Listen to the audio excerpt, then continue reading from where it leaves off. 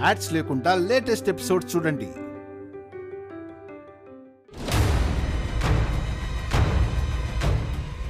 ఆ దీపక్ ఒక dirty fellow. నీతో కావాలని గొడవ పెట్టుకుని నాన్న ముందు నిన్ను బ్యాట్ చేయాలని చూస్తున్నాడు. తెలిసి తెలిసి అతను ఉచ్చులో పడడం ఎందుకు రాజు? ఏదైనా అడగాలనుకుంటే తను ఒంటరిగా దొరికినప్పుడు మాట్లాడు, అంతేగాని ఇలా అందరి ముందు గొడవ పడితే పోయేది మన పరువే. అవును రయ్యా, మనం గుడికొచ్చింది మొక్కు తీర్చుకోవడానికి, అమ్మోరికి నైవేద్యాలు సమర్పించి పూజలు జరిపించుకోవడానికి. ప్రశాంతంగా ఉండాలి గాని ఇలా గొడవలు పట్టడానికి కాదురయ్యా. మనం పూజ కోసం వచ్చినప్పుడు రోషానికి పోకూడదు నాయన. తప్పు చేసిన వాళ్ళను అమ్మవారు క్షమించదు. మన జోలికి ఎవరైనా వస్తే ఎవరు పాపాన్ని ఆళ్లేపోతారని వదిలేయాలి. ఇంక ఈ విషయాన్ని ఇంతటితో వదిలేద్దాం. ఇక మీదట జాగ్రత్తగా ఉందాం. ఆ దీపక్ ఆ విజయమ్మ గారు గుడిలో ఉన్నంత వరకు మీరు కూడా జాగ్రత్తగా ఉండండి.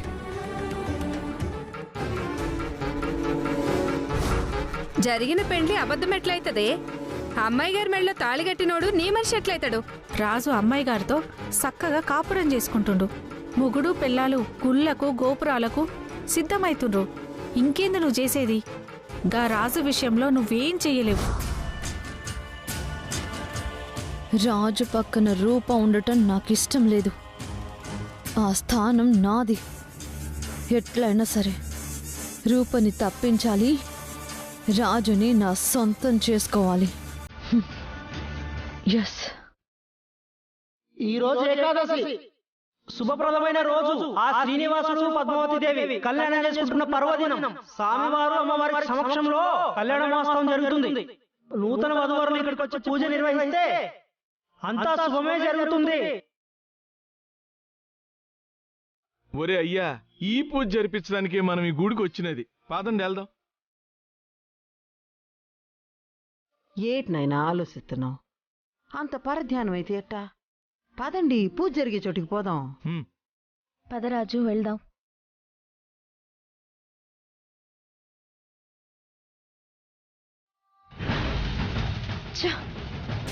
వేసిన ప్రతి ప్లాను ఫెయిల్ అవుతుంది.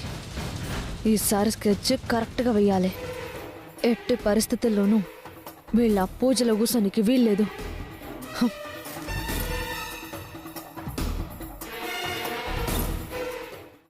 మనం త్వరగా ఏదో ఒకటి చెయ్యాలి. ఇక మనం బయలుదేరదామా? కళ్యాణోత్సవం జరగబోతోంది కదా తమ్ముడు, చూసే వెళ్దామా? లేదక్క, ప్రశాంతత కోసం గుడికొస్తే వాళ్ళు ఎదురుపడేది లేకుండా చేశారు. వాళ్ళు లేకపోతే చూసేద్దాం. సరే తమ్ముడు, నీ ఇష్టం. సార్, మమ్మల్ని ఎప్పుడు కలవమంటారు? వాళ్ళిద్దరూ కళ్యాణోత్సవంలో కూర్చుంటున్నారు మమ్మీ. తట్టుకోలేకపోతున్నాను. వాళ్ళిద్దరిని ఇక్కడే చంపేయాలన్నంత కోపంగా ఉంది. నోరు ముయ్. ఎందుకు ఆవేశపడతావు? ఈ గుడికొచ్చి తెలివిగా వాళ్ళని విడదీద్దాం అనుకుంటే నువ్వు చేసిన గొడవ వల్ల నా ప్రాణంతో పాడైపోయింది. ఆవేశం వల్ల పనులు జరగవు. మనం ఏం సాధించాలన్న ఆలోచన ఉండాలి. ఇప్పుడు తొందరపడి రాంగ్ స్టెప్ వేస్తే అది మనకే బూమెరాంగ్ అవుతుంది. మన తలే బొప్పి కడుతుంది.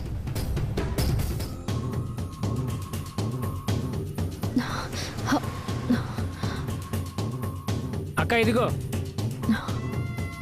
బాగానే పనిచేస్తుందా? ఇంతకన్నా పవర్ఫుల్ మందు ఈ సిటీలో ఎక్కడ దొరకదక్క.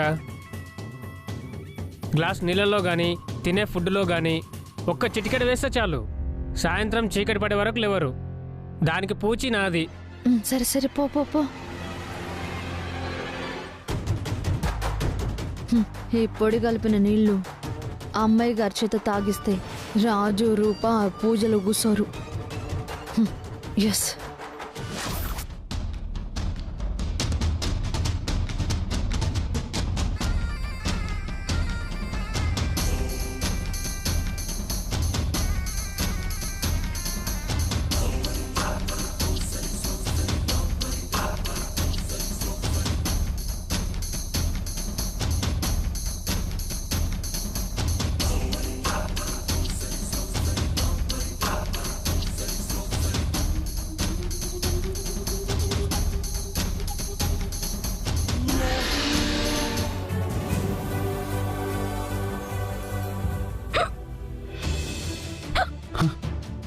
అయ్యో అమ్మాయి గారు.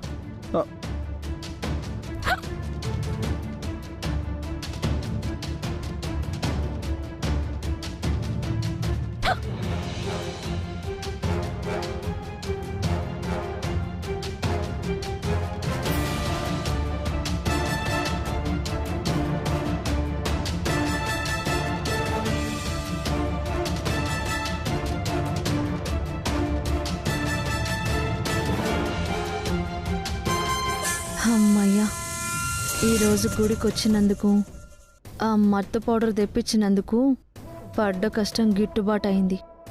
నాకు చాలా సంతోషంగా ఉంది. రూపా, ఇక నువ్వు పూజలో కూర్చోలేవు. నా రాజు పక్కన నువ్వు కూర్చోలేవు. అయ్యా, మీ సమక్షంలోనే పూజను ప్రారంభించండి. కానివ్వండి పంతులు గారు. అలాగేనమ్మా.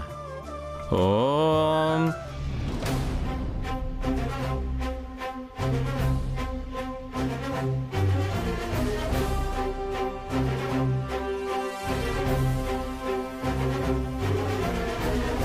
అమ్మా, కొత్తగా పెళ్ళైన దంపతులు మీరు. మినిస్టర్ గారు కూడా కావలసిన వాళ్ళు. మీ చేతుల మీదుగా ఈ పూజను జరిపిద్దాం.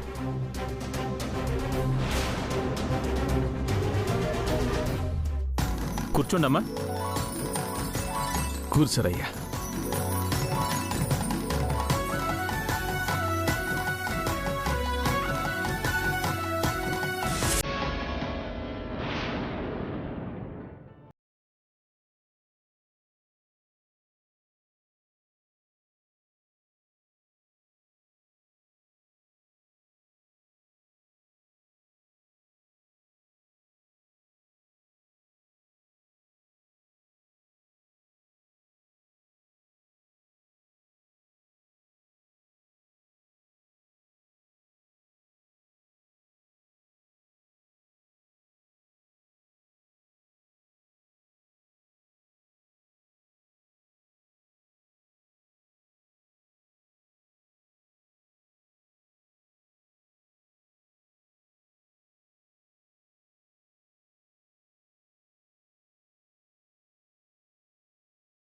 రూపా, వాటర్ తీసురా.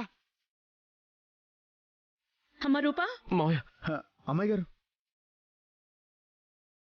అమ్మాయి గారు, రూపా, అపురూపా. నాన్నా,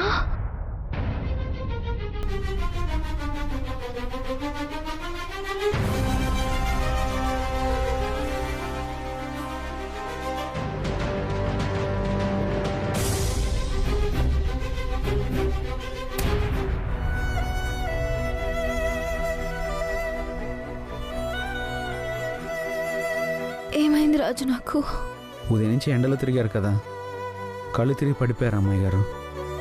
సమయానికి పెద్దయ్య గారే మిమ్మల్ని కాపాడారు.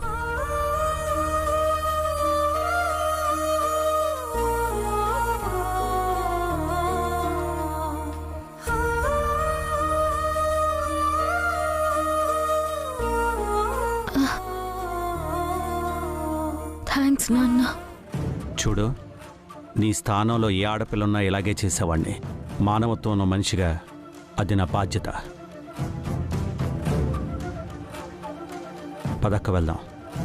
వస్తాం పంతులు గారు. అయ్యా, పూజ మధ్యలో అలా వెళ్ళకూడదయ్యా.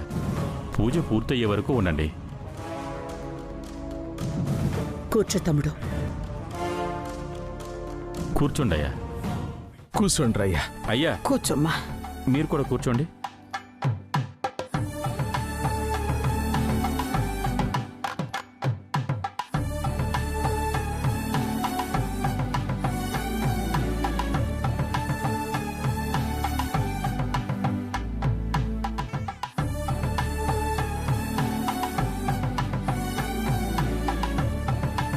అందరూ అక్షింతలు వేయండి.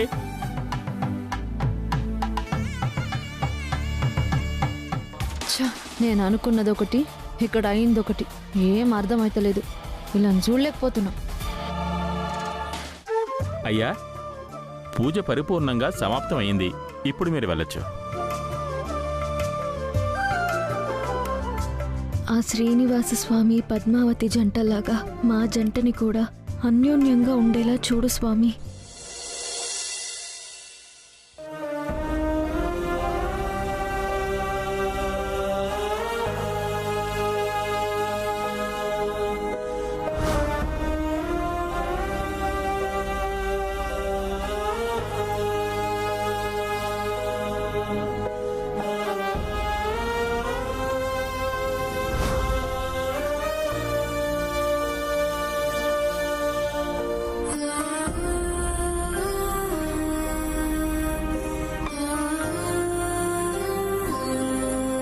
రాజు ఏంటి అలా ఉన్నావు?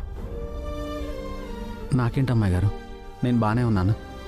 నువ్వు బాగున్నావో బాధలో ఉన్నావో ఆ మాత్రం కనిపెట్టలేననుకున్నావా? దేని గురించైనా బాధపడుతున్నావా రాజు? నేను బాధపడినా భయపడినా మీ గురించి అమ్మాయి గారు, మీ భవిష్యత్తు గురించే. మీ విషయంలో ఏం చేయాలని ఆలోచిస్తున్నాను.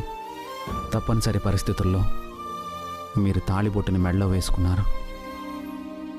ఇష్టం లేని పెళ్లిని తప్పించుకోవడానికి మీరు ఆ పని చేసి ఉండొచ్చు. మీ మీద నమ్మకంతో నేను ఆ రోజు సైలెంట్గా ఉన్నాను. కానీ మీరు చేసిన పని వల్ల మనిద్దరం చిక్కుల్లో పడ్డాం. మనకు నిజంగానే పెళ్ళయిందని అందరూ అనుకుంటున్నారు.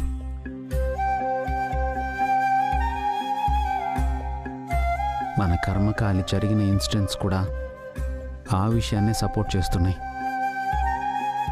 రోజు రోజుకి నాకు టెన్షన్ పెరిగిపోతుంది అమ్మాయి గారు. నేను మిమ్మల్ని పెళ్ళాడడం అనేది కలలో కూడా జరగని పని అని నాకు తెలుసు అమ్మాయి గారు.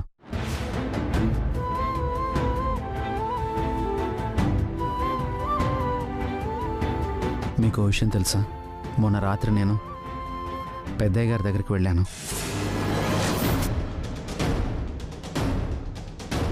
నాన్న దగ్గరికి వెళ్ళావా? ఎందుకు రాజు? ఆయన నీ మీద కోపంగా ఉన్నారని తెలుసు కదా. పెద్దయ్య నా మీద కోపడినా పర్వాలేదు అమ్మాయి గారు, కానీ ఒక తండ్రిగా కన్న కూతురు మీద ద్వేషం పెంచుకోవడాన్ని నేను భరించలేకపోయాను. అందుకే నిజం చెప్పాలని డిసైడ్ అయ్యి ఆయన దగ్గరికి వెళ్ళాను.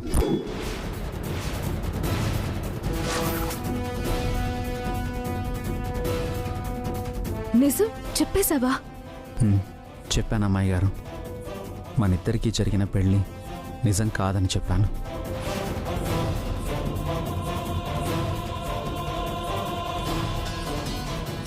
కానీ ఆయన నమ్మలేదు. గుళ్ళో ఉన్న రిజిస్టర్లో మనకు పెళ్ళైనట్టు సంతకాలు ఉన్నాయని ఆయన ఆధారం చూపించారు. నేనేం మాట్లాడాలో నాకు అర్థం కాలేదు.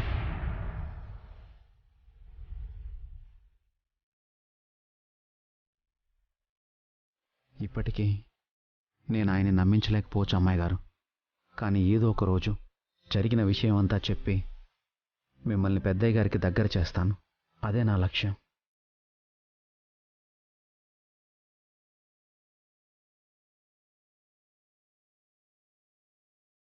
నీకెలా చెప్పాలో అర్థం కావడం లేదు రాజు. నాకు మా నాన్న కావాలి, నీ ప్రేమ కావాలి. మా నాన్న ఆశీస్సులతో నీకు భార్యగా ఉండాలనేదే నా కోరిక.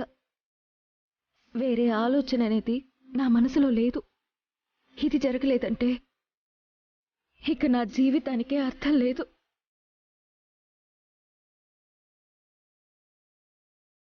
రాజు, రాజు, ఆగు రేణుకా. ఏంది? రాజుతో నీకు పనేంటి? నీకు చెప్పాలనా? భర్త పరాయి ఆడవాళ్లతో మాట్లాడుతుంటే ఏ భార్య అయినా ఊరుకుంటుందా? నేను పరాయిదాన్నేం కాదు. నాకు చిన్నప్పటి సంది మా ఇద్దరికి ఫ్రెండ్షిప్ ఉంది. నేను గుడ్ ఫ్రెండ్స్నే ఎంకరేజ్ చేస్తాను, బ్యాడ్ ఫ్రెండ్స్ని ఎంకరేజ్ చేయను. అంటే నేను బ్యాడ్ ఫ్రెండా? ఆ మాట నేను అనలేదుగా. అనవసరంగా నా జోలికి రావద్దు రూపా. నేను అదే చెప్తున్నాను రేణుకా.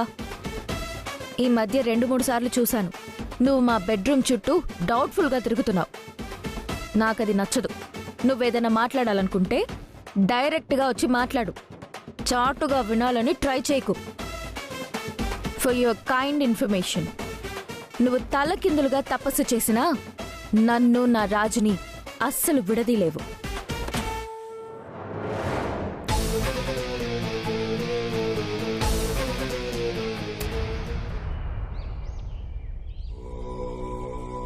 మమ్మీ, గుళ్ళో జరిగిన సంఘటనలన్నీ గుర్తు చేసుకుంటూ ఉంటే ఆ రాజు రూపల మధ్య ఏదో మిస్టరీ ఉన్నట్టు అనిపిస్తుంది. నాకు అదే అనుమానంగా ఉందిరా. వాళ్ళిద్దరికీ పెళ్ళవ్వని విషయం వాళ్ళ చేష్టల్లో తెలియకపోయినా వాళ్ళ కళ్ళల్లో ఆ బెదురు చూపుల్లో అర్థమవుతోందిరా. పంతులు గారు గోత్రం అడిగినప్పుడు రూప దొరికిపోయింది. పైగా ఇద్దరు దండలు మార్చుకునేటప్పుడు వాడు అయోమయంగా చూశాడు.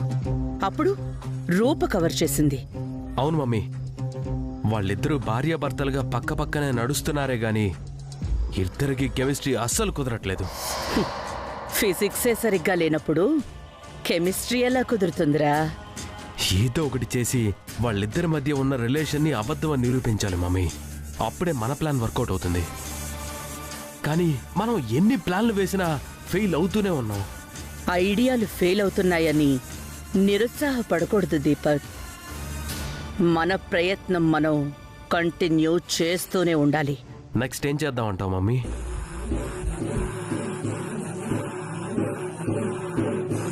అదే ఆలోచిస్తున్నాన్రా.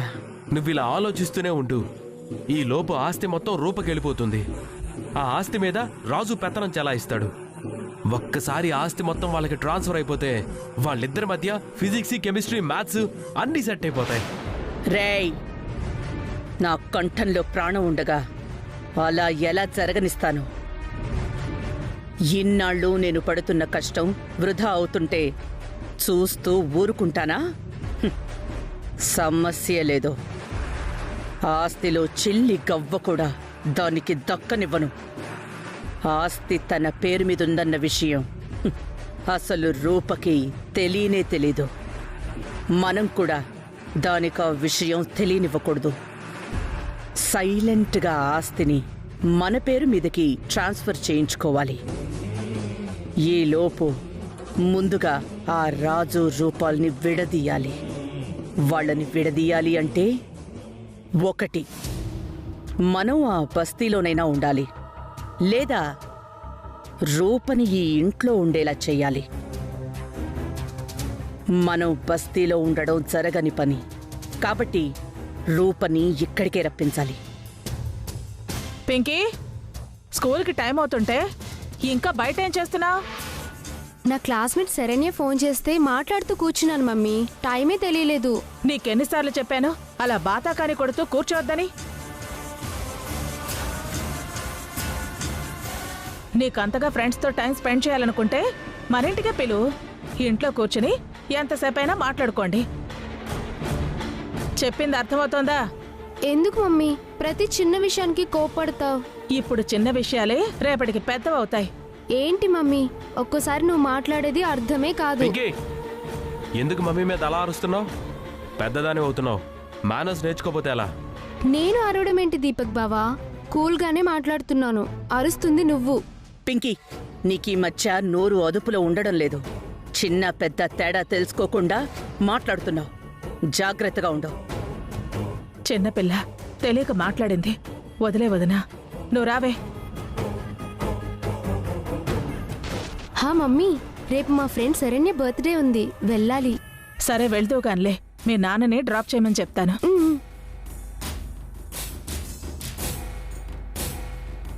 రూప ఈ ఇంటికి రావాలి అంటే ఇక్కడ ఒక ఫంక్షన్ జరగాలి. ఇప్పటికిప్పుడు ఏం ఫంక్షన్ ఉంటుంది మమ్మీ? చెప్తాను. ఆ ఫంక్షన్కి రూప ఖచ్చితంగా ఇక్కడికొచ్చేలా చేస్తాను. ముందు రాజుని రూపని వేరు చేద్దాం. ఆ తర్వాత రూప చేత సంతకాలు పెట్టించుకుని ఆస్తి మొత్తం మన సొంతం చేసుకుందాం.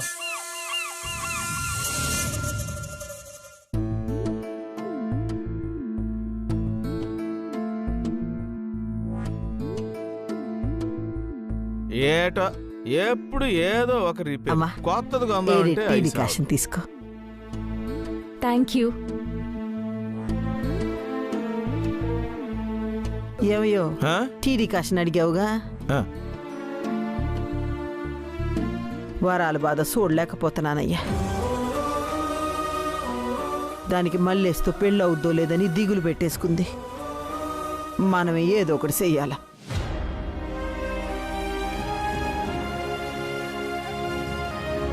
బిడ్డ పెళ్ళి ఆగిపోనది నాకు మాత్రం నేదంటావా? అలాగని ఇప్పటికిప్పుడు మనం ఏడ్ చేస్తాం. బాలమ్మని అడుగుదామంటే మనిషిని చూడగానే కస్సుమని ఒంటికాల మీద పైకి లేస్తా ఉంది. 4 రోజులు ఆగు, వాళ్ళ కోపం తగ్గానే పెళ్లి సంగతి గురించి అడుగుదాం.